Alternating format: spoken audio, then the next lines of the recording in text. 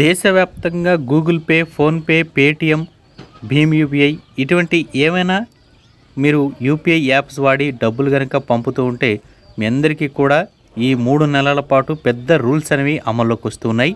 కొంచెం జాగ్రత్తగా ఉండండి. ఎందుకంటే ఈ రూల్స్ అనేవి ప్రతి ఒక్కరిని కూడా ఇబ్బంది పెట్టే అవకాశం అయితే ఉంది. సో మరి ముఖ్యంగా ఆంధ్రప్రదేశ్లో ఉండే ప్రజలైతే మాత్రం గుర్తుపెట్టుకోండి, మీరు చాలా జాగ్రత్తగా ఉండాలి.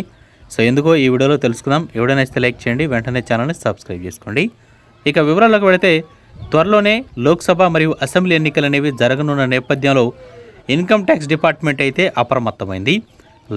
నగదు ఏదైతే లావాదేవీలు ఉంటాయో వాటిపై నిఘా అనేది పెట్టింది ఐటీ సంస్థ.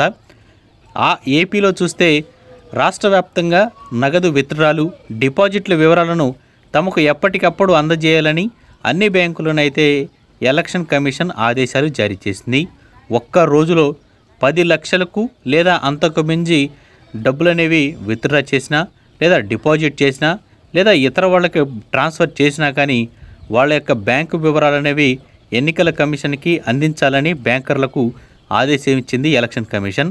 అలాగే మనకి 2,000 రూపాయలకు మించి యూపీఐ ద్వారా చెల్లింపులు జరిపిన వివరాలను కూడా తెలియజేయాలని స్పష్టం చేసింది.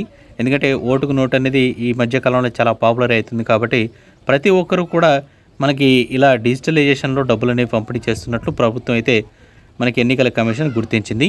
దీన్ని దృష్టిలో పెట్టుకొని 2,000 రూపాయలకు మించి ఏమైనా కానీ ఫోన్పే కానీ గూగుల్ పే ద్వారా కానీ ట్రాన్సాక్షన్ జరిగినా వాళ్ళ యొక్క వివరాలు, మరియు 10 లక్షలకు మించి ఒక్క రోజులో ట్రాన్స్ఫర్ కానీ విత్డ్రాల్ కానీ లేదా డిపాజిట్ కానీ జరిగితే ఆ అకౌంట్ వివరాలు అనేవి కేంద్ర ఎన్నికల సంఘానికి ఆ యొక్క వివరాలను బ్యాంకర్లు బదిలీ చేయాలని ఆదేశం అయితే ఇచ్చిందనమాట. ఆ అకౌంట్ అనేవి ఫ్రీజ్ చేస్తారు.